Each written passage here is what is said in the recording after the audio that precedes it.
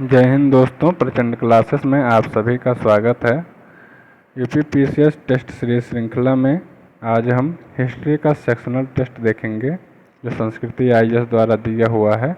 इसका 1 से लेकर 100 तक हमने जो क्वेश्चन थे वो पहले वीडियो में करवा दिया है। इसमें 101 से लेकर 150 तक का क्वेश्चन है।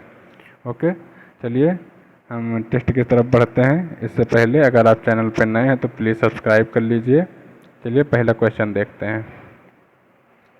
यहाँ पे भूमि का प्रकार दिया हुआ है, विशेषता दी हुई है, तो बताना है कि किस प्रकार की भूमि को क्या कहा जाता था। ठीक है, देखिए कह रहा है कि गैर ब्राह्मण किसान भूस्वामी की भूमि।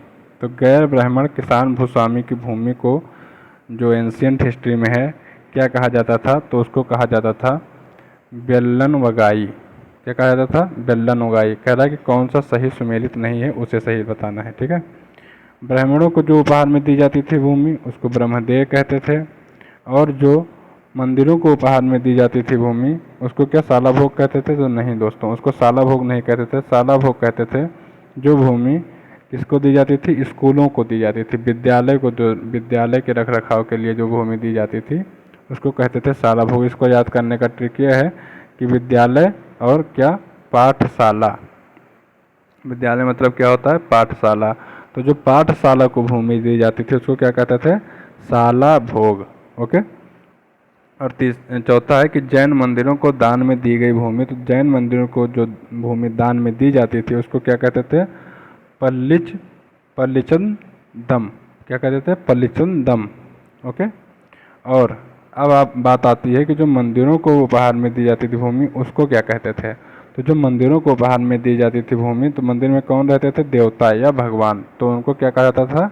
देवभूमि या देवदान। क्या कहा जाता था?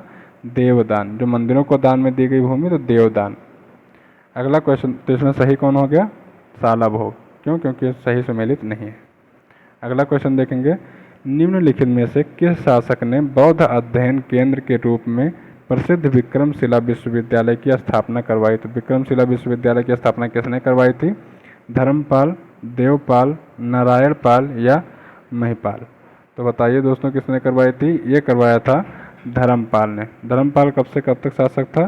770 से लेके 810 तक। ओके, अगला क्वेश्चन देखेंगे, पाल वंश का राजा था। पाल वंश के संस्थापक कौन थे? अगर पूछा तो पाल वंश के संस्थापक इसके पिता कौन थे? गोपाल। ठीक है, गोपाल पाल वंश के संस्थापक थे। नेक्स्ट क्वेश्चन, निम्नलिखित में से किसने पांड्य राजधानी मदुरा में आयोजित तृतीय संगम की अध्यक्षता की थी? ओके, 3 संगम साहित्य जो हुआ था, संगम साहित्य, इसमें 3 साहित्य हुए थे। तो कह रहा है कि जो तृतीय संगम हुआ था उसमें उसकी जो अध्यक्षता की थी किसने की थी? तो इसका देखिए, पहला और दूसरे का अध्यक्षता किया था अगस्त्य ने, और तीसरे का किया था नक्कीरर ने। किसने किया था? नक्कीरर ने। ओके, संगम साहित्यों में जो तीसरी साहित्य उसका जो है अध्यक्षता किया था। अगला क्वेश्चन देखेंगे, निम्नलिखित में से कौन सी गुप्तकालीन मूर्ति कला की विशेषताएं हैं? सादा प्रभामंडल, मोटे उत्तरीय वस्त्रों का प्रदर्शन, विष्णु अवतारों की प्रतिमाओं की प्रधानता, या मथुरा शैली में प्रतिमानों पर आधारित। इसके जो कूट हैं दिया हुआ है केवल 1 और 3, केवल 2 और 4, 1, 2 और 3, 2, 3 और 4। तो बताना है कि इसमें से कौन सी विशेषताएं गुप्तकालीन मूर्तिकला की हैं। तो देखिए, जो सादा प्रभामंडल है तो प्रभामंडल सादा नहीं था। जो गुप्तकालीन प्रभामंडल बनाए जाते थे, प्रभामंडल कहते किसको है? जो देखते होंगे आप भगवान की मूर्ति या फोटो, तो उसके पीछे जो सर के पीछे गोल चक्र जैसा बना रहता है वो रहता है प्रभामंडल। ठीक है, तो जो है इस समय जो प्रभामंडल बनते थे वो बहुत ही सुसज्जित प्रभामंडल रहते थे। क्या थे? सुसज्जित प्रभामंडल थे, ना कि सादा था। तो ये गलत हो गया। मोटे कपड़े पहनाए गए थे किसको? मूर्तियों को। तो ये बात सही है। और जो मथुरा शैली की मूर्तियाँ थी वो क्या थी? नंगी मूर्तियाँ थी, उनको कपड़े नहीं पहनाए जाते थे। चलिए, विष्णु अवतारों की प्रतिमाओं का, जैसे आप जानते हैं कि वैष्णव थे कौन? गुप्तवंशी जितने भी राजा थे सब वैष्णव थे। तो विष्णु अवतार का ज़्यादा प्रतिमाएं जाहिर सी बात है ये लोग बनवाएंगे ही।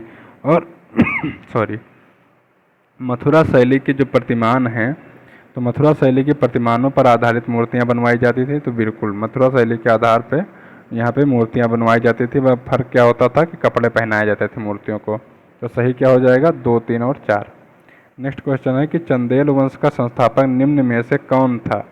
नन्नुक, वासुदेव, सिंह विष्णु या दंतिदुर्ग। तो चंदेल वंश का संस्थापक था कौन? नन्नुक। ओके, चंदेल वंश का संस्थापक था नन्नुक। और एक सेकंड रुकिए जरा। तो क्या था चंदेल वंश का संस्थापक? नन्नुक। ओके, वासुदेव किसका संस्थापक था, किस वंश का? तो नन्नुक ने कब ने चंदेल वंश की स्थापना की? 831 ईस्वी। ओके, और वासुदेव ने किस वंश की स्थापना की थी? तो इसने जो वंश की स्थापना की थी उसका नाम था चौहान। चौहान वंश की स्थापना की। और इसी वासुदेव ने ही राजस्थान में जो आज सांभर झील है ना, सांभर झील, तो सांभर झील का निर्माण भी पूछ सकता है किसने करवाया था। तो ये इन्हीं भाई साहब वासुदेव ने ही करवाया था। ओके, सिंह विष्णु, तो इसने जो है ये संस्थापक था पल्लव वंश का। किसका? पल्लव वंश का संस्थापक था। ठीक है, और दंतिदुर्ग किसका था? तो दंतिदुर्ग था चालुक्य वंश का। ठीक, किसका? चालुक्य वंश का। चलिए अगला क्वेश्चन। तो इसमें कह रहा है कि चंदेल वंश का तो कौन है? नन्नुक। नेक्स्ट क्वेश्चन देखेंगे। सम्राट अशोक के निम्नलिखित में से किन शिलालेखों की रचना खरोष्ठी लिपि में की गई है? सहबाजगढ़ी, मनसेहरा, गिरनार और कालसी। 1 और 2, 3 और 4, 1, 2, 3, 2, 3 और 4। तो बताइए कि इसमें से जो अशोक के शिलालेख हैं तो उनमें से किसकी रचना जो है खरोष्ठी लिपि में की गई है? तो देखिए अपने भारत में जो शिलालेख हैं उसमें किसी की रचना खरोष्ठी लिपि में नहीं की गई है। तो सहबाजगढ़ी और मनसेहरा ये भारत में नहीं है, पाकिस्तान में पाए जाते हैं, पेशावर में इस समय। ठीक है, कहाँ पे? पेशावर में। तो ये दोनों पेशावर में ही हैं। तो इन्हीं की रचना किस में की गई है? खरोष्ठी लिपि में। गिरनार कहाँ पे है? तो ये आपके गुजरात में है। गुजरात में कहाँ? काठियावाड़ में। और कालसी कहाँ है? तो ये उत्तराखंड के कौन से उसमें है? देहरादून जिले में। ठीक है, तो इसमें 1 और 2 सही हैं फर्स्ट। अगले क्वेश्चन की तरफ देखेंगे। अगला क्वेश्चन है निम्नलिखित में से किस ब्राह्मण ग्रंथ के कृषि की चारों क्रियाओं का उल्लेख प्राप्त होता है? ब्राह्मण ग्रंथ आप जानते हैं कि ब्राह्मण ग्रंथ पहले ऋग्वेद के बाद ब्राह्मण ग्रंथ लिखे गए। तो किस ब्राह्मण ग्रंथ में पूछा कि कृषि की चारों क्रियाएं, कृषि की कौन सी 4 क्रियाएं होती हैं? तो पहले आप क्या करेंगे? कृषि में जुताई करते हैं, फिर क्या करते हैं? बीज को बोते हैं तो बुआई हो गया, फिर क्या करते हैं? फसल काटते हैं तो कटाई हो गया, और फसल काट के फिर दाना निकालते हैं तो उसको कहते हैं मड़ाई। ठीक है, तो कौन सी 4 क्रियाएं हैं? जुताई, बुआई, कटाई और मड़ाई। तो किस में इसका वर्णन किया गया है? शतपथ ब्राह्मण में। शतपथ ब्राह्मण किस वेद का जो है भाग है? तो शतपथ ब्राह्मण किसका भाग है?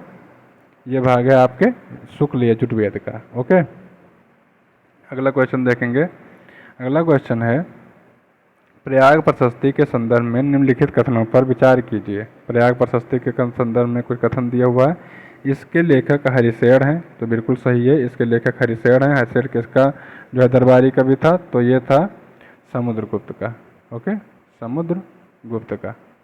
इसकी रचना चंपू शैली में है, तो बिल्कुल इसकी रचना चंपू शैली में है, मतलब गद्य और पद्य दोनों में ये लिखा गया है। और ह्वेन-सांग ने अपने प्रयाग विवरण में इसका उल्लेख नहीं किया है, इसने कहा है कि किया है। तो कौन सा सही हो जाएगा? 1, 2 सही हो जाएंगे, बाकी तीसरा गलत है। निम्नलिखित में से किस अभिलेख में स्कंदगुप्त के काल में हुए हूण आक्रमण की जानकारी प्राप्त होती है? बिलसर अभिलेख, मंदसौर अभिलेख, गढ़वा अभिलेख या भीतरी अभिलेख। तो बताइए कि स्कंदगुप्त के काल में जो हूणों का आक्रमण हुआ था वो किस अभिलेख से इसकी जानकारी प्राप्त होती है? तो भैया जो भीतरी अभिलेख है यहाँ से इसकी जानकारी प्राप्त होती है। भीतरी अभिलेख है कहाँ? ये ज़्यादा इम्पोर्टेंट इसलिए हो जाता है क्योंकि ये यूपी में है, अपने गाजीपुर ज़िले में। ओके, तो यहीं से इसकी जानकारी प्राप्त होती है भीतरी अभिलेख से। भीतरी अभिलेख किससे जुड़ा हुआ है? स्कंदगुप्त से। अगला क्वेश्चन है उत्तर वैदिक काल में धर्म में हुए परिवर्तनों के संदर्भ में निम्नलिखित कथनों पर विचार कीजिए। वरुण एवं इंद्र के महत्व में वृद्धि हुई, यज्ञों के पशु बलि को प्राथमिकता दी गई, धर्म में अंधविश्वासों को स्थान मिला। केवल 1 और 2, 2 और 3, केवल 3, 1, 2 और 3। तो उत्तर वैदिक काल में धर्म में जो परिवर्तन हुए वो बताइए, इसमें से कौन सा सही है। तो देखिए, वरुण और इंद्र के महत्व में वृद्धि नहीं हुई, इन लोगों की महत्व घटी थी, तो ये गलत हो गया। यज्ञों में पशु बलि की प्राथमिकता दी गई, ये सही है। और धर्म के अंधविश्वासों में, धर्म में जो है अंधविश्वासों को स्थापना मिली, पशु बलि वगैरह दी जाने लगी, तो ये अंधविश्वास ही तो था। तो दूसरा और तीसरा जो है सही है। गीत गोविंद का लेखक जयदेव निम्नलिखित में से किसकी राजसभा में निवास करता था। सामंत सेन, विजय सेन, बल्लाल सेन और लक्ष्मण सेन। तो जो वो गीत गोविंद का लेखक है कौन, जयदेव, ये किसकी राजसभा में रहता था, ये लक्ष्मण सेन की राजसभा में रहता था।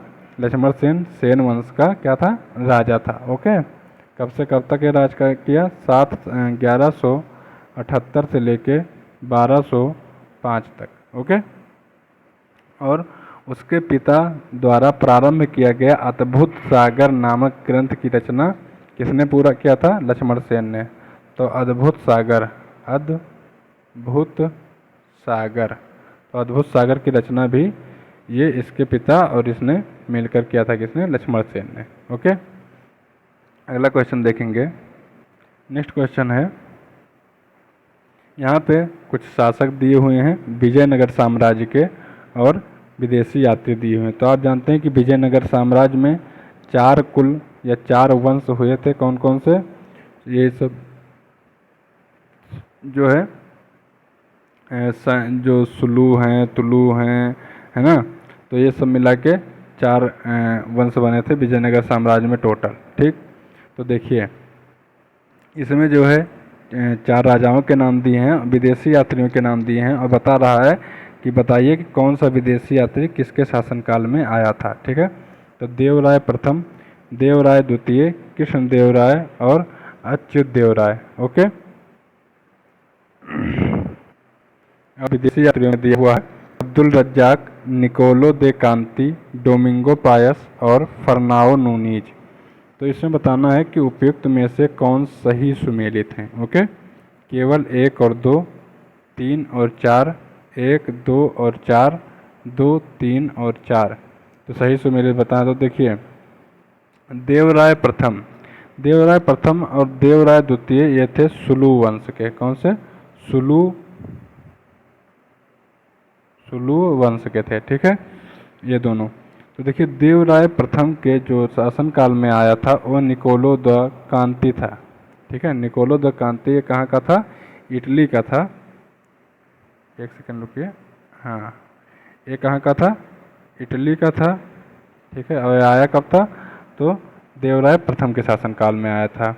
देवराय द्वितीय के शासनकाल में कौन आया था, तो अब्दुल रज्जाक आया था। ये अब्दुल रज्जाक था कौन, तो अब्दुल रज्जाक जो फारस का उस समय शासक था, कौन, शाहरुख। कौन था, शाहरुख। ओके, तो शाहरुख अभी वाला शाहरुख खान हीरो नहीं, ये शाहरुख फारस का राजा था। ठीक है, तो उस समय इसका राजदूत बनकर अब्दुल रज्जाक किसके दरबार में आया था, देवराय सेकंड के दरबार में, उसके देवराय सेकंड के दरबार में। ये दोनों कौन से वंश के थे, सुलू वंश के। सुलू, तुलु वंश आता है फिर सुलू के बाद। तो तुलु वंश के जो राजा थे कृष्णदेव राय, बहुत ही महान राजा था। और इसी के शासनकाल में कौन आया था, डोमिंगो पायस। डोमिंगो पायस कहाँ का था, तो ये पुर्तगाली था, पुर्तगाली। ठीक है, ये पुर्तगाली था और ये कृष्णदेव राय के दरबार में आया था। ओके, अच्युत देव राय, तो अच्युत देव राय के दरबार में कौन आया था, तो फर्नाओ नूनीज। जो फर्नाओ नूनीज है, ये जो है अच्युत देव राय के दरबार में आया था। ये कौन है, ये भी पुर्तगाली था और एक घोड़ों का व्यापारी भी था। घोड़ों का व्यापारी था ये, कौन, फर्नाओ नूनीज। ओके, तो 3 और 4 सही है। ठीक है, और 1, 2 गलत है। अगले क्वेश्चन की तरफ बढ़ेंगे। अगला क्वेश्चन है, निम्नलिखित में से किसे पुलकेशियन द्वितीय के एहोल अभिलेख की रचना का श्रेय प्राप्त है। पुलकेशियन द्वितीय था जिसने एहोल अभिलेख जो है की रचना करवाया था। तो किसने किया था, उसमें जो है एहोल अभिलेख में लिखा किसने था, रवि कीर्ति, जिनसेन, महावीराचार्य और विज्ञानेश्वर। तो किसका प्राप्त है ये, ये रवि कीर्ति जो है यहोल अभिलेख में जो लेखा का काम किया था उसने रवि कीर्ति ने किया था। और यहोल अभिलेख जो है किस राज्य में इस समय है, तो यहोल अभिलेख जो है कर्नाटक में। कहाँ पे? कर्नाटक में स्थित है, कर्नाटक के बीजापुर में। ओके। और ये किस भाषा में लिखा गया है, तो आप यहोल अभिलेख है कर्नाटक में, तो कोई दूसरा मत समझ लीजिएगा, ये संस्कृत भाषा में लिखा है, शुद्ध संस्कृत भाषा में। और ये कई बार क्वेश्चन पूछा है किस भाषा में है। ठीक है। जो आदि पुराण आचार्य जिनसेन की जो रचना है वो क्या है? आदि पुराण। तो जिनसेन की एक रचना पूछी जाती है हमेशा, तो ये क्या है? आदि पुराण। तो ये इन्हीं की रचना है, आदि पुराण। ठीक है। और महावीराचार्य 9वीं शताब्दी में, ठीक है, जो महावीराचार्य हैं ये 9वीं शताब्दी में इन्होंने रचना की थी किसकी? गणित सार की, गणित सार। और विज्ञानेश्वर ने किसकी रचना की है? तो विज्ञानेश्वर ने जो रचना की है उसका क्या नाम है? विज्ञानेश्वर की जो रचना है उसका नाम है मिताक्षरा। क्या नाम है? मिताक्षरा। और ये किसके? तो ये जो मिताक्षरा है ये धर्मशास्त्र है। और इसी के ऊपर जो है अभी जो हमारे यहाँ पे धन का बंटवारा होता है, पिता से पुत्र में जाता है या पिता से पुत्री में, तो ये सब कैसे होगा? ये धन का जो बंटवारा होता था, उत्तराधिकारी का पद जिसको दिया जाता, तो ये सब कहाँ से आता था? मिताक्षरा से ही, मिताक्षरा को माना जाता था। और बाद में जो है मिताक्षरा के रिप्लेस करके एक और दूसरा ग्रंथ आ गया था। चलिए अगला क्वेश्चन देखते हैं। निम्नलिखित में से किन ग्रंथों की रचना बाणभट्ट द्वारा की गई है? बाणभट्ट द्वारा। ठीक है। हर्षचरित, नागानंद, कादम्बरी और प्रियदर्शिका। ओके। केवल 1, 3, केवल 2 और 4, 1, 2 और 4, 2, 3 और 4। तो देखिए बाणभट्ट है, जो ये बाणभट्ट क्या था? यह हर्ष का दरबारी कवि था। ठीक है, हर्ष का दरबारी कवि था। तो इसने जो है हर्षचरित की रचना की थी। ठीक है, बाणभट्ट ने। और नागानंद की रचना की थी, किसने की है? तो ये इसकी रचना हर्षवर्धन ने की थी। ठीक है, ये जीमूत वाहन की कथा से संबंधित है। तो नागानंद की रचना इसको हर्ष स्वयं ने की है, हर्ष ने की है। ठीक है, ना कि उनके दरबारी कवि ने की है। ओके। अगला जो रचना है कादम्बरी। तो कादम्बरी की रचना किसने की है? तो जो कादम्बरी है ये जो है बाणभट्ट द्वारा ही इसकी रचना की गई है। ठीक है, बाणभट्ट द्वारा। और कादम्बरी में क्या है कि इसका नायक का भी नाम कभी कोई पूछ लेता है, तो इसका नायक है चंद्रपीड़ा और नायिका है कादम्बरी। तो ये नायिका के नाम पे रखा गया है। तो हीरो जो है उसका नाम है चंद्रपीड़ा। ओके। और जो इसकी हीरोइन है उसका क्या नाम है? हीरोइन का नाम है कादम्बरी। क्या नाम है? कादम्बरी। और उसी हीरोइन के पात्र के नाम पे इसका क्या रख दिया गया है नाम पुस्तक का, रचना का? कादम्बरी। ओके। प्रियदर्शिका। तो प्रियदर्शिका किसकी रचना है? तो इसकी एक जो है इसके जो है हर्षवर्धन ने की थी। ये किसने किया था? तो हर्षवर्धन ने। तो प्रियदर्शिका नागानंद सॉरी ये हर्षवर्धन ने। और हर्षचरित और कादम्बरी किसने? बाणभट्ट ने। तो पहला और तीसरा। ओके। अगले क्वेश्चन की तरफ चलेंगे। कवि राजमार्ग नामक ग्रंथ की रचना निम्नलिखित में से किस शासक के द्वारा की गई है? देखिए बताया गया है कौन सा ग्रंथ? कवि राजमार्ग। और इसमें दिया हुआ है अमोघ वर्ष दंतिवर्मन, कृष्ण द्वितीय और गोविंद तृतीय। तो कवि राजमार्ग की रचना किसने की है भैया? तो ये किया है अमोघ वर्ष ने। किसने? अमोघ वर्ष ने। अमोघ वर्ष ने जो है कवि राजमार्ग जो है नामक ग्रंथ की रचना की थी। और एक किस वंश से जुड़ा हुआ था? तो ये था राष्ट्रकूट वंश का। ठीक है, राष्ट्रकूट वंश का था। ठीक है, दंतिवर्मन दिया हुआ है। तो दंतिवर्मन जो है ये कांची के पल्लवकालीन शासक था। कांची में जो पल्लव थे तो ये पल्लवकालीन शासक था, पल्लव राज से जुड़ा हुआ था। कृष्ण द्वितीय, तो ये अमोघ वर्ष का पुत्र था। कौन? कृष्ण द्वितीय। और गोविंद तृतीय कौन था? तो गोविंद तृतीय ये अमोघ वर्ष का क्या था? पिता था। और इसने जो त्रिपक्षीय युद्ध हुआ था कन्नौज के लिए, त्रिपक्षीय युद्ध, तो राष्ट्रकूटों की तरफ से कौन उस समय था? गोविंद तृतीय उस समय राजा था राष्ट्रकूटों का। ठीक है। अगला क्वेश्चन है कि रामानुज के दार्शनिक सिद्धांतों के संदर्भ में निम्नलिखित में से कौन से सही हैं? ईश्वर चित्त तथा अचित्त से युक्त है। अनेक आत्माओं की सत्ता में विश्वास, जगत की वास्तविक सत्ता स्वीकार, कर्म फल का पूर्ण विनाश ही मोक्ष। इसमें से कौन सा सही है? 1 2 3 4, 2 3 4 या 1 2 3 4? रामानुज के अनुसार, उनके सिद्धांतों के अनुसार कौन सा सही है इसमें से? ओके, तो इसको ध्यान से देखिए कौन कौन से सही हैं। तो देखिए, ईश्वर चित्त तथा अचित्त से युक्त है, ऐसा मानते थे रामानुज जी। ठीक है। अनेक आत्माओं की सत्ता में विश्वास था, ऐसा नहीं था कि उन्होंने जो है ईश्वर के जो चित्त और विचित्त, जो चित्त था वो चैतन्य, चित्त का मतलब है चैतन्य, और अचित्त का क्या मतलब है? जड़। ठीक है, मतलब प्रकृति। ओके।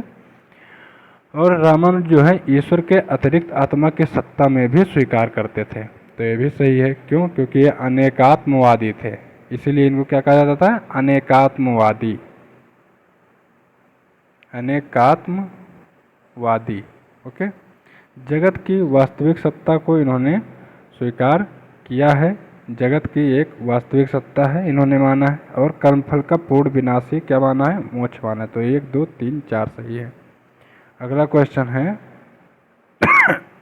है, निम्नलिखित में से कौन सा मौर्य काल के प्रचलित चांदी का सिक्का था? मौर्य काल में चांदी का सिक्का जो चलता था उसको क्या नाम दिया गया था?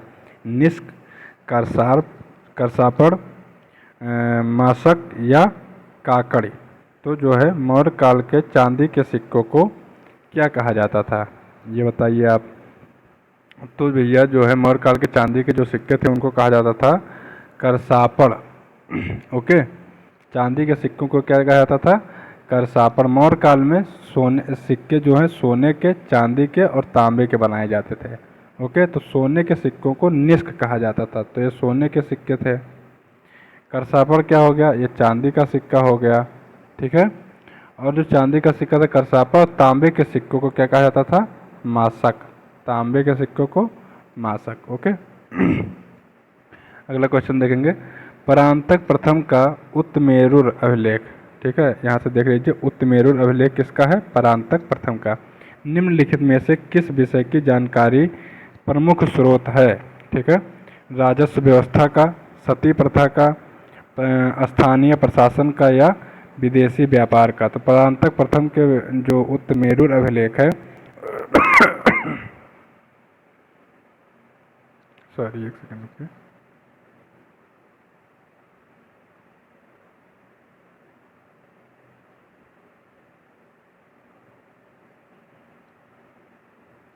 जी सॉरी, थोड़ा सा कट गया था फोन।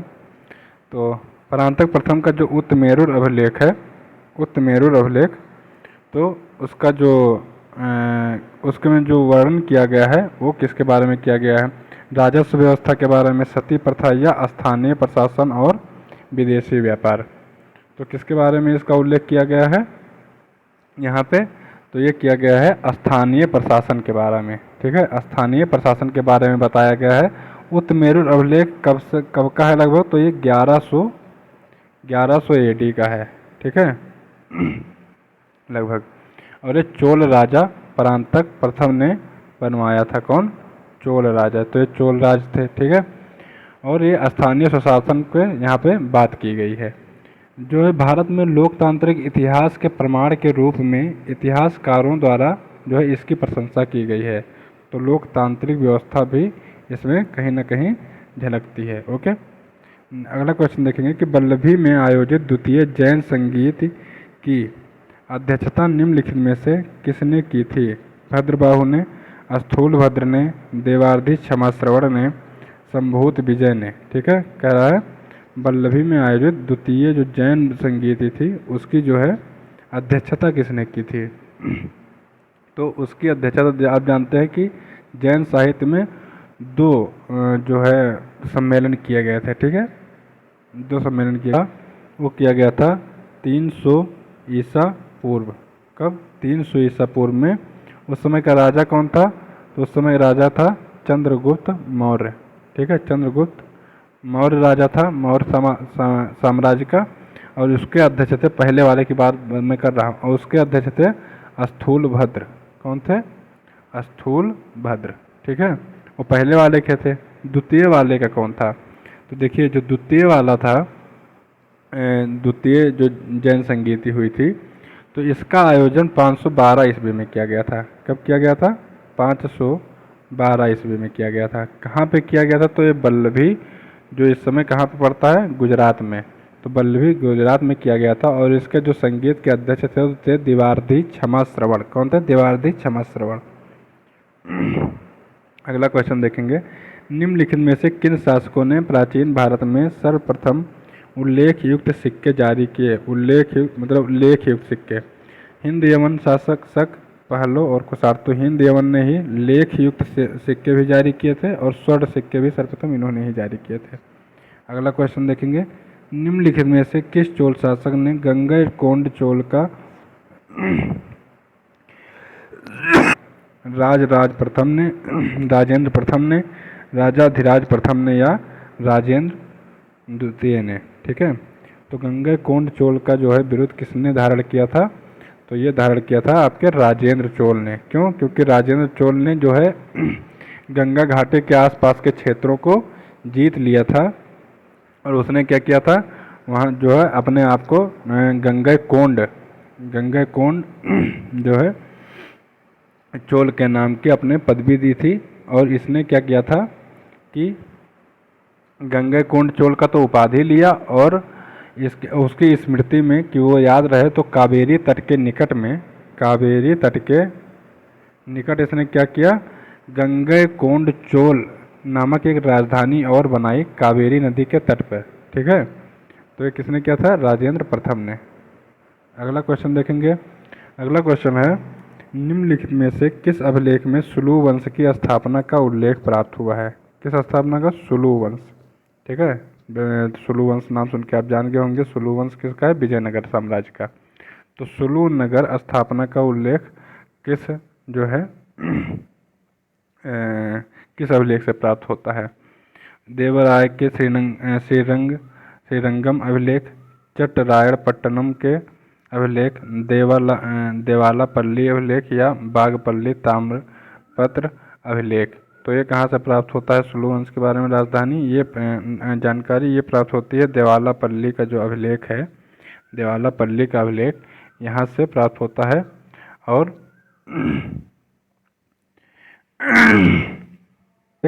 इसको किसके समय पे का है ये? तो ये है इमादी नरसिंह के समय का। क्या? इमादी नरसिंह, ये सुलु वंश का राजा था इमादी नरसिंह, उसने ही देवालापल्ली का अभिलेख लिखवाया था। और जो श्रीरंगम अभिलेख है, तो श्रीरंगम अभिलेख किसके समय का है? ये है देवराय सेकंड के अभिलेख का, देवराय सेकंड के समय का है। और इसमें विभिन्न करों की चर्चा की गई है। ओके, करों की चर्चा की गई है, इसमें करों की चर्चा की गई है। चलिए अगला क्वेश्चन देखेंगे। अगला क्वेश्चन है, निम्नलिखित में से कौन सी सरकी वास्तुकला की विशेषताएं हैं? किसकी? सरकी वास्तुकला की। बड़े पैमाने पर मीनारों का प्रयोग, मेहराब के साथ आयताकार प्रवेश द्वार और मस्जिदों के निर्माण में पत्थरों का प्रयोग या प्रार्थना कक्ष की दीवारों पर चित्रकला का अभाव। 1 4 2 3 1 3 4 2 3 4। ठीक है, तो इसमें से बताइए कि सरकी वास्तुकला में मस्जिदों को कैसे बनाया जाता था, उसमें से कौन सा सही है? ओके तो बड़े पैमानों पर मीनारों का प्रयोग जो है सरकी वास्तुकला में नहीं किया गया है। ओके, मेहराब के साथ आयताकार प्रवेश द्वार, ये सही है। प्रवेश द्वार जो है वो आयताकार होते थे और मेहराब उसमें जड़े होते थे। जो है मस्जिदों के निर्माण में पत्थरों का प्रयोग भी किया गया और प्रार्थना कक्ष के दीवारों पर चित्रकला का अभाव नहीं है। चित्रकला को क्या किया गया था? वहाँ पे चित्रों को उकेरा गया था। तो 2 और 3 सही है, बाकी गलत है। जो सरकी शासक थे कहाँ पे राज करते थे? जौनपुर में। तो जौनपुर को किसने जीता था? तो सिकंदर लोदी ने इसको जीत लिया था। ओके नेक्स्ट क्वेश्चन देखेंगे। बहमनी साम्राज्य में प्रयुक्त किया जाने वाला क्या है? अतराफ। ठीक है, अतराफ निम्नलिखित में से किसे निर्दिष्ट करता है? धार्मिक कर, भूमि माप की इकाई, चांदी की मुद्रा या प्रांत। तो बताइए अतराफ नामक शब्द किसको दिखाता है? तो मोहम्मद बिन तुगलक के शासनकाल में निरंतर विद्रोह और अशांति की स्थिति के कारण जो है दक्षिण भारत में तुर्को सरदार का जो स्वतंत्र सत्ता थी वो ग्रहण करने की प्रेरणा दी, है ना। तो इस प्रेरणा से क्या हुआ कि बहमनी साम्राज्य का उदय हुआ। ओके, तो जो अतराफ उस समय बहमनी साम्राज्य में था, तो अतराफ शब्द प्रयोग किया जाता था प्रांत के लिए। किसके लिए? प्रांत के लिए। तो अलग अलग अतराफ बन गए थे। तो कितने अतराफ बने थे? तो 4 अतराफ बने थे, 4 प्रांत बने थे, इसका मतलब 4 अतराफ बने थे, ठीक है, बहमनी साम्राज्य में। ओके। अगला क्वेश्चन देखेंगे। विजयनगर कालीन सामाजिक व्यवस्था के संदर्भ में निम्नलिखित कथनों पर विचार कीजिए। सती प्रथा एवं पर्दा प्रथा का प्रचलन था। मनुष्यों का क्रय विक्रय बेशभाग कहलाता था। विधवा विवाह पर विवाह कर आरोपित किया जाता था। केवल एक और दो, 2 और 3, 1, 2 और 3। तो विजयनगर साम्राज्य के बारे में बताइए कि उस समय कैसी शासन व्यवस्था थी। तो देखिए, सती प्रथा और पर्दा प्रथा का प्रचलन विजयनगर साम्राज्य में था, तो ये सही है। और मनुष्यों का क्रय विक्रय किया जाता था, जिसको क्या कहते थे? बेशभाग कहा जाता था, तो ये भी सही है। और विधवा विवाह कर आरोपित किया जाता था। तो विधवा विवाह पर कोई विवाह कर तो नहीं आरोपित किया गया था, लेकिन विजयनगर साम्राज्य में विधवा विवाह को बहुत ही हेय नज़रों से, बहुत गिरी नज़रों से देखा जाता था। तो क्या है? केवल 1 और 2 सही है। निम्नलिखित में से किस ग्रंथ की रचना कृष्णदेव राय द्वारा नहीं की गई है? आमुक्तमाल्यद, जाम्बवती कल्याण, मनुकारिता या उषा परिणय। ठीक है, तो किसकी रचना जो है कृष्णदेव राय, जो तुलु वंश का महान शासक था 1509 से 1529 तक, 1509 से 1529 तक ये शासक था तुलु वंश का। तो बताइए कि इसने कौन से जो है ग्रंथ की रचना नहीं की है? तो कृष्णदेव राय के बारे में कुछ इन्फॉर्मेशन ये है कि बीदर के जो एक गुलबर्गा पर आक्रमण करके बहमनी सुल्तानों को इसने क्या किया था कि महमूद शाह को कासिम बरीद के मुक्त करके बीदर की राजगद्दी पर आसीन कर दिया था इसने। ठीक है, तो जो कृष्णदेव राय है इसने बीदर की गद्दी पर किसको बैठाया था? महमूद शाह को। ठीक है, और किसको हटा दिया था? कासिम बरीद को, महमूद शाह को गद्दी पर बैठाया था। और इसकी स्मृति में इसने क्या लिखा था? यवन राज स्थापनाचार्य, जिसे बहमनी साम्राज्य को या दक्षिण के राज्यों को क्या कहा जाता था? यवन राज कहा जाता था।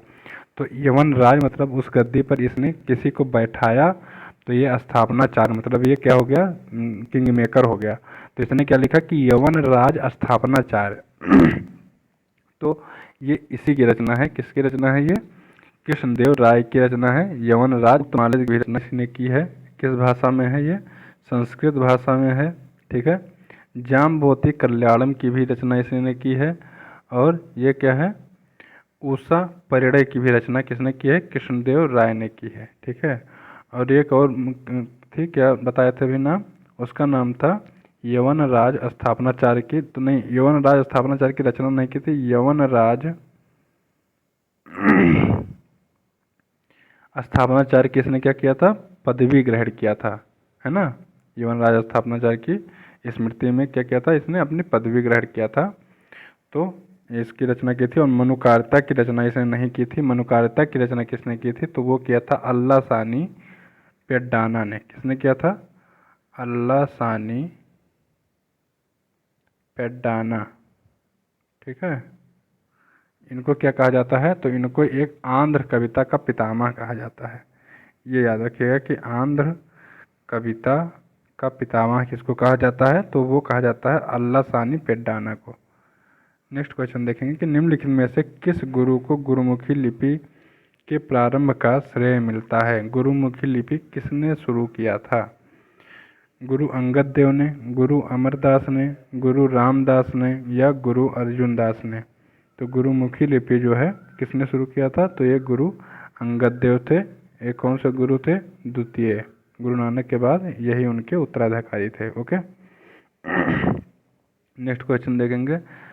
नेक्स्ट क्वेश्चन है कि निम्नलिखित में से कौन से सूफी संत सोहरावर्दी संप्रदाय, कौन से संप्रदाय? सोहरावर्दी संप्रदाय से संबंधित है। सोहरावर्दी संप्रदाय जो राज्य के कामकाज में जो है भाग लेते थे और कई बार अपना खूब ऊंचे पद को भी ग्रहण करते थे। तो उन संप्रदाय को क्या कहा जाता था?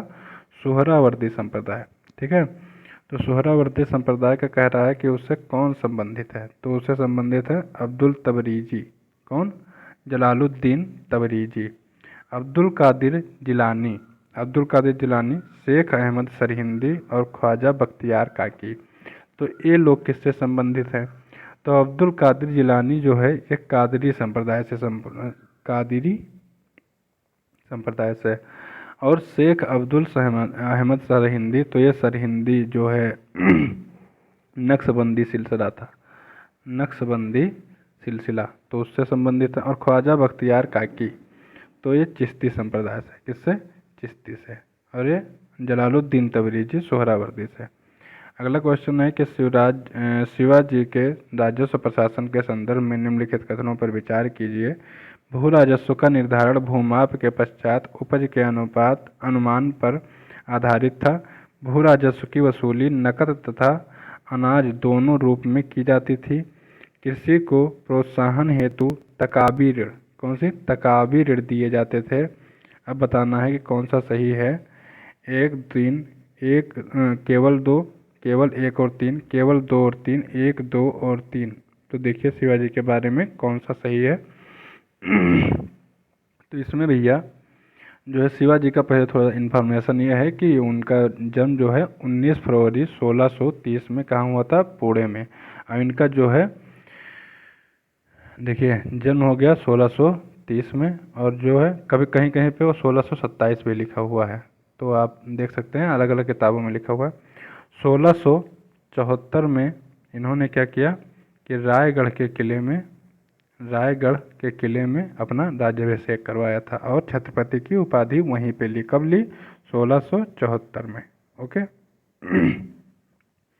और थोड़ा सा आगे है कि शिवाजी का जो प्रशासन व्यवस्था था उसको देखिए।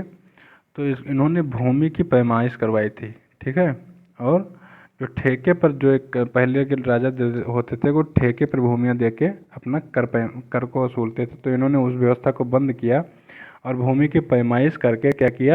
उत्पादन का अनुमान लगाते थे और किसानों से कर निर्धारित करते थे कि तुमको इतना कर देना है। ठीक है, इनके समय में जो कर लिया जाता था वो कितना था? तो अलाउद्दीन के बाद सबसे ज़्यादा कर यही लेते थे, 33% लेते थे। और जब कोई दिक्कत और आ गई थी, कोई युद्ध का वो दिक्कत आ जाती थी, तो लगभग 40% तक कर वसूलते थे शिवाजी। ठीक है, और स्थानीय करों तथा चुंगियों को माफ़ करने के लिए इन्होंने 40% तक का किया था, कर वसूला था।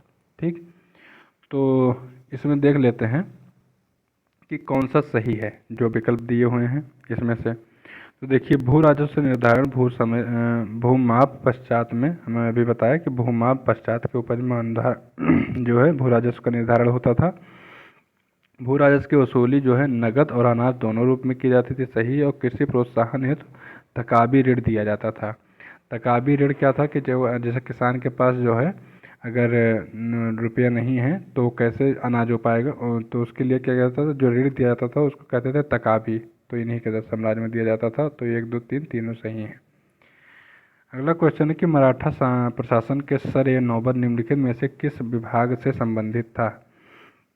वित्त एवं राजस्व विभाग, धार्मिक कार्य विभाग, सैन्य विभाग या न्याय विभाग। तो सर-ए-नौबत किससे था? सैन्य विभाग से। क्या कहा जाता था? सर-ए-नौबत। ओके। अगला क्वेश्चन है, एक तरफ राज्य दिया हुआ है, दूसरी तरफ राजवंश दिया गया है, कह रहा है सुमेलित कौन सा नहीं है? तो अहमदनगर साम्राज्य, ओके, बीजापुर, बीदर और बरार। तो बताइए कि कौन सा सुमेलित है? तो भैया जो अहमदनगर साम्राज्य है इसको जो है क्या कहा जाता था? इसको कहा जाता था निजाम शाही।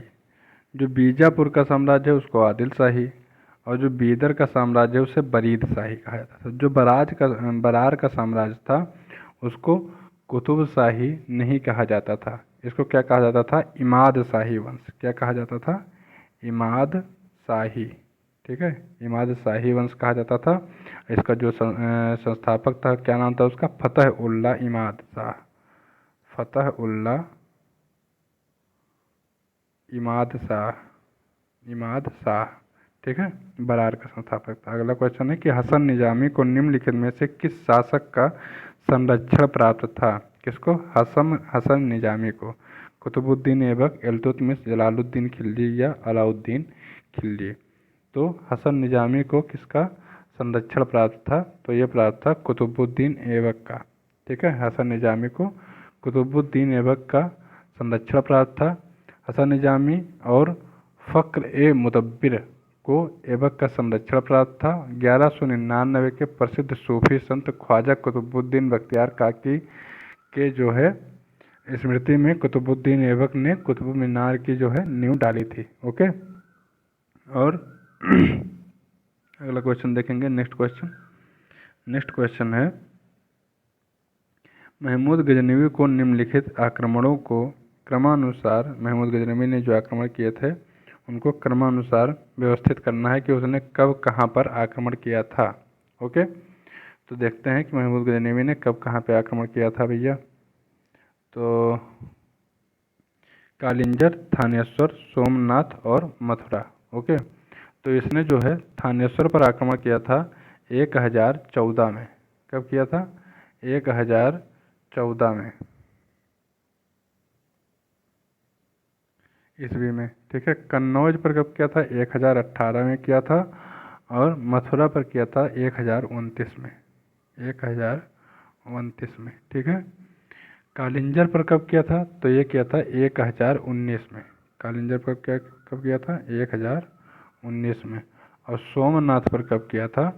तो सोमनाथ में इसने जो है आक्रमण किया था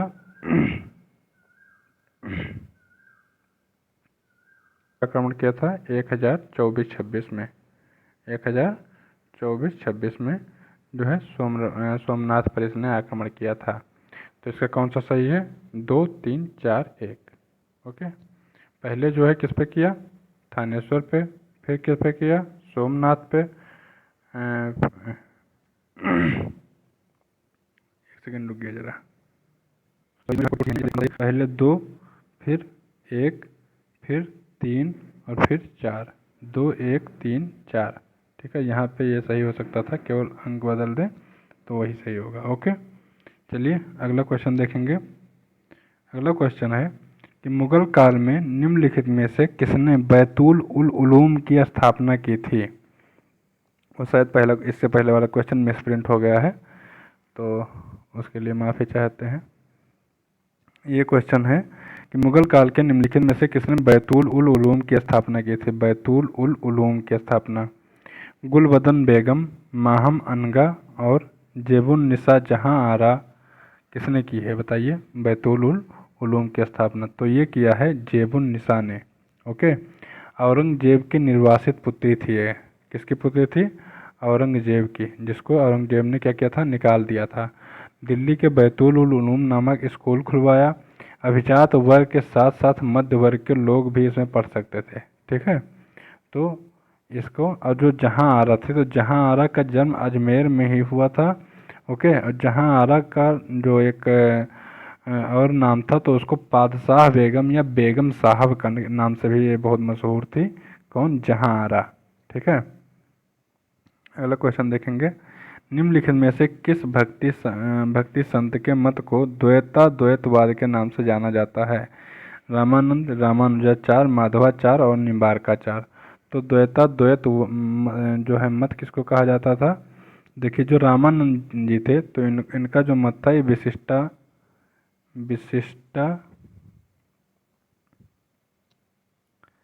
द्वैत, क्या था? विशिष्टा द्वैत। और जो रामानुजाचार्य थे, इनका भी क्या था? विशिष्टा द्वैत था।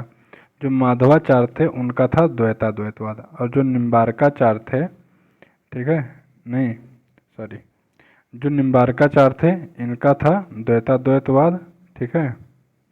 निम्बार्काचार्य का द्वैतवाद, इनका सनक संप्रदाय से रिलेटेड थे, सनक संप्रदाय। और द्वैतवाद तो ये सही है। और माधवाचार्य का कौन था? तो इनका था द्वैतवाद। क्या था? द्वैतवाद, ये माधवाचार्य जी का था। ओके, नेक्स्ट क्वेश्चन है निम्नलिखित में से किन प्रशासनिक विभागों की स्थापना फिरोज तुगलक ने की थी? फिरोज शाह तुगलक की किसने किसकी जो है स्थापना की थी। तो इसमें से बताना है।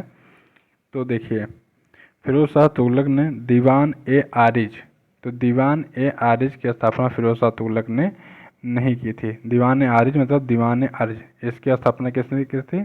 बलबन ने। ठीक है, बलबन ने। दीवान ए वकूफ़, तो दीवान ए वकूफ़ की स्थापना किसने की थी? फिरोज शाह तुगलक ने नहीं की थी। इसकी की थी अलाउद्दीन खिलजी का जो चाचा था, जलालुद्दीन खिलजी। ओके। और दीवान खैरात की स्थापना और दीवान बंदकान की स्थापना किसने की थी? फिरोज शाह तुगलक ने। नेक्स्ट क्वेश्चन देखेंगे। औरंगजेब ने सार्वजनिक आचार नियंत्रक के रूप में निम्नलिखित में से किस अधिकारी की नियुक्ति की थी? मुकद्दम, मुहतसिब, निकदार और सिकदार और खरीदादार। तो औरंगजेब ने किस पद की जो है वो कौन सा पद नियुक्त किया था? तो इसमें है बी, मुहतसिब। ठीक है, कौन सा? मुहतसिब। इसकी जो पत्नी थी उसका क्या नाम था? मुमताज महल, जिसके नाम पे जिसकी कब्र पे आज ताजमहल खड़ा हुआ है। तो मुहतसिब भारत के इतिहास में सल्तनत काल में और फिर मुगल कालीन शासन व्यवस्था के दौरान एक महत्वपूर्ण पद था। मुगल बादशाह औरंगजेब के शासन काल में यह पद काफ़ी महत्वपूर्ण हो गया। ठीक है, इस पद का कार्यरत सरकारी कर्मचारी के जो कार्य थे वो क्या थे? शरीयत के प्रतिकूल कार्यों को रोकना। अगर कोई कार्य हो रहा है शरीयत नहीं मान के, अगर शरीयत कोई कार्य में नहीं माना जा रहा है, फॉलो नहीं किया जा रहा है, तो उसको रोको। आम जनता में दुष्चरित्र अगर फैल रहा हो, ठीक है, तो दुष्चरित्रता को रोको। और सार्वजनिक सदाचार मतलब एक हिसाब से कि कट्टर इस्लामपंथी था, तो उसको रोकने के लिए इसने ये सब चलाया था। अगला क्वेश्चन है कि सल्तनत कालीन वह भूमि जिसका प्रबंध सुल्तान अपने द्वारा नियुक्त किए गए कर्मचारियों से करवाता था, निम्नलिखित में से क्या कहलाती थी? इदरार, इतलाकी, अमलाक या अफरूज। तो ये सब देखिए, ये सब फारसी शब्द हैं, तो इनको थोड़ा सा याद कर लीजिए, क्योंकि ये सब क्वेश्चन में एक नया क्वेश्चन इससे रिलेटेड आता ही है। तो जो सुल्तान करवाता था अपने किसी कर्मचारी से खेती अपनी भूमि पे, तो वो क्या कहलाता था? इतलाकी। ठीक है। अगला क्वेश्चन है, निम्नलिखित में से किन स्थापत्यों का निर्माण अलाउद्दीन खिलजी के काल में किया गया था? जमानत खाना मस्जिद, अलाई दरवाज़ा, हजार सितून या अलीदाबाद का किला। तो 1 4 2 3, 1 2 3 या 2 3 4। तो बताइए अलाउद्दीन खिलजी के काल में किसका निर्माण करवाया गया था? ओके। तो इसमें जो है अलाउद्दीन खिलजी के निर्माण काल में जो है जमात खाना मस्जिद अलाउद्दीन खिलजी ने बनवाया था, अलाई दरवाज़ा अलाउद्दीन खिलजी ने ही बनवाया था, और हजार सितून भी अलाउद्दीन खिलजी ने ही बनवाया था। ओके। जमात खाना मस्जिद का ये जो है, इसमें और क्वेश्चन आ सकता है कि वो कौन सी मस्जिद है जो इस्लामी शैली में प्रथम मस्जिद है? भारत में इस्लामिक शैली में प्रथम मस्जिद कौन सी है? तो यही है जमात खाना मस्जिद, इस्लामिक शैली की प्रथम मस्जिद है। ठीक है। अलाई दरवाज़ा कहाँ पे लगाया गया है? तो अलाई दरवाज़ा 1311 में इसका कार्य पूरा हुआ। और एक कहाँ पे? जो कुतुब मीनार में चारों ओर जो दरवाजे लगे हैं कुतुब मीनार में, तो अलाई दरवाज़ा भी उन्हीं एक चारों दरवाज़ों में से एक दरवाज़ा है, उसका नाम है, उसी को उसका निर्माण जो है अलाउद्दीन खिलजी ने करवाया था। ठीक है। तो अलाई दरवाज़ा कुतुब मीनार में ही लगा हुआ है। ओके। और जो हजार सितून है, तो हजार सितून के बारे में ये जानकारी है कि ये 1000 स्तंभों वाला महल है। ये क्या है? एक 1000 स्तंभों वाला महल है। ठीक है। और इसका निर्माण सीरी दिल्ली में करवाया था अलाउद्दीन खिलजी में। कहाँ पे? सीरी में, सीरी। ठीक है। और जो आदिलाबाद का किला है, तो आदिल शाह के किले का निर्माण किसने करवाया था? मोहम्मद बिन तुगलक ने करवाया था। ये आदिलाबाद का जो किला है मोहम्मद बिन तुगलक ने करवाया था। तो सही क्या हो गया? 1 2 3।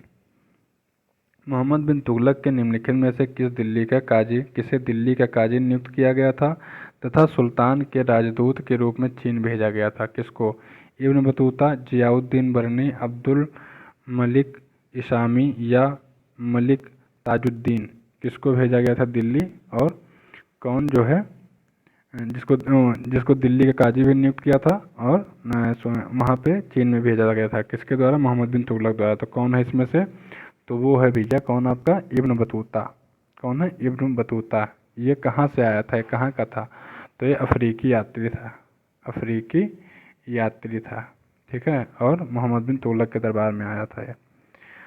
हाल ही में चर्चा में रही पुस्तक सचिन एट 50 के लेखक निम्नलिखित में से कौन है? ये सब याद करने वाले क्वेश्चन है, तो इनको कोई ट्रिक से तो याद नहीं कर पाओगे, तो ये डायरेक्ट देखो और लगाओ आंसर। तो इसमें कौन है? बोरिया मजूमदार। कौन है? बोरिया मजूमदार ने सचिन के ऊपर जो है बुक लिखी है, उसका नाम है सचिन एट 50। ओके, अगला क्वेश्चन है, निम्नलिखित में से कौन सा मई 2023 में उत्तर प्रदेश सरकार द्वारा प्रारंभ की गई पहल योजना? कौन सी योजना? पहल योजना का उद्देश्य है। उत्तर प्रदेश से रिलेटेड है इसलिए महत्वपूर्ण हो जाती है। इसमें जो है विकल्प है कि विकलांग को कृत्रिम अंग सहायक उपकरण प्रदान करना, कृषकों को मोटे अनाज के उत्पादन के लिए प्रेरित करना, महिलाओं के कौशल विकास के लिए, या ऑनलाइन ग्रामीण शिक्षा। तो भैया ऑनलाइन ग्रामीण शिक्षा के लिए प्लस आईआईटी कानपुर से जो है, आईआईटी कानपुर के सहयोग से चलाई जा रही है। किसके लिए? बच्चों को ऑनलाइन शिक्षा उपलब्ध कराने के लिए। ओके, उत्तर प्रदेश में निम्नलिखित पहल का योजना का क्या नाम है? पहल, पहल की गई है। ओके, उत्तर प्रदेश में निम्नलिखित में से किस जिले में विश्व का पहला एशियाई किंग गिद्ध, पहला एशियाई किंग गिद्ध संरक्षण प्रजनन केंद्र स्थापित किया गया है? वाराणसी, आजमगढ़, महाराजगंज और श्रावस्ती। तो बताइए कहाँ पे किया गया है? तो देखिए ये किया गया है महाराजगंज में आपके, ठीक है। तेजी से विलुप्त हो रही प्रजाति के संरक्षण में उत्तर प्रदेश के महाराजगंज जिले में विश्व के प्रथम, ये कौन सा है? विश्व के पूरा है, विश्व में अभी ऐसा कोई संरक्षण केंद्र नहीं चलाया गया है, तो विश्व के प्रथम संरक्षण एवं प्रजनन केंद्र की स्थापना की गई है। ओके, पहला जटायु एशियाई किंग गिद्ध संरक्षण केंद्र है, ठीक है। अगला क्वेश्चन देखेंगे, निम्नलिखित में से किसे वर्ष 2022 में वर्ष 2022 के लिए चमेली देवी जैन पुरस्कार से सम्मानित किया गया है? चमेली देवी जो पुरस्कार है ये जो किसके क्षेत्र में दिया जाता है? तो चमेली देवी जो चमेली देवी जैन पुरस्कार है पत्रकारिता के क्षेत्र में दिया जाता है। तो किसको दिया गया? बरखा दत्त को, सुचेता दलाल को, धन्या राजेंद्रन और रोहिणी मेनन। तो किसको दिया गया है ये दिया गया है धन्या राजेंद्रन को। किसको? धन्या राजेंद्रन। इनके जो समाचार जो इनका मंच है वो क्या है?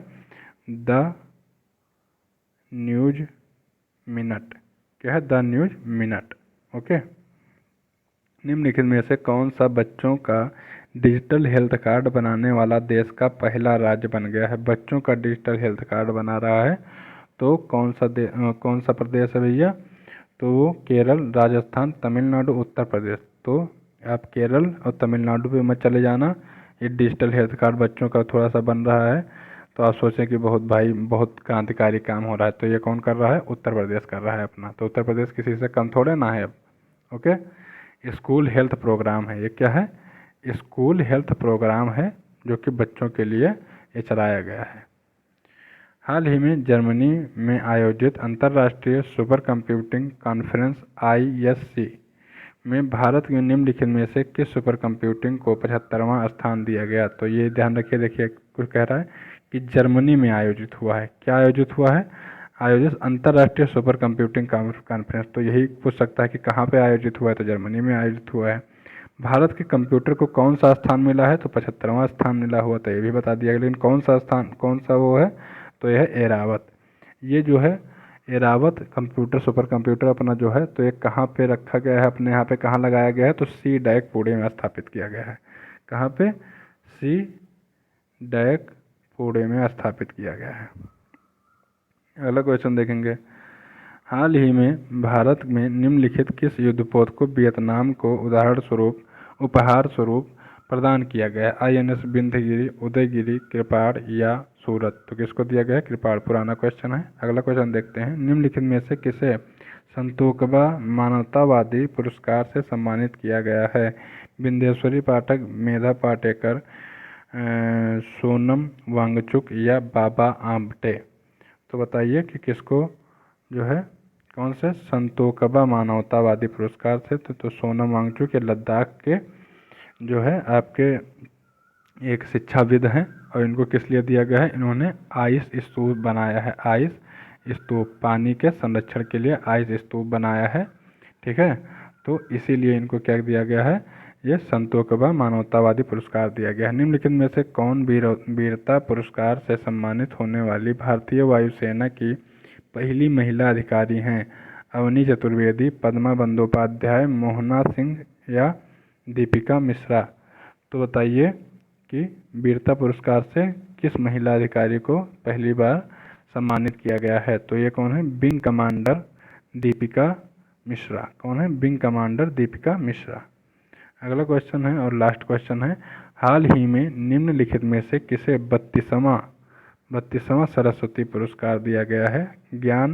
डॉक्टर ज्ञान चतुर्वेदी, डॉक्टर माधव हाड़ा, शिव शंकरी या के शैलजा। तो किसको दिया गया है, शिव शंकरी जी को। ये कौन है, ये तमिल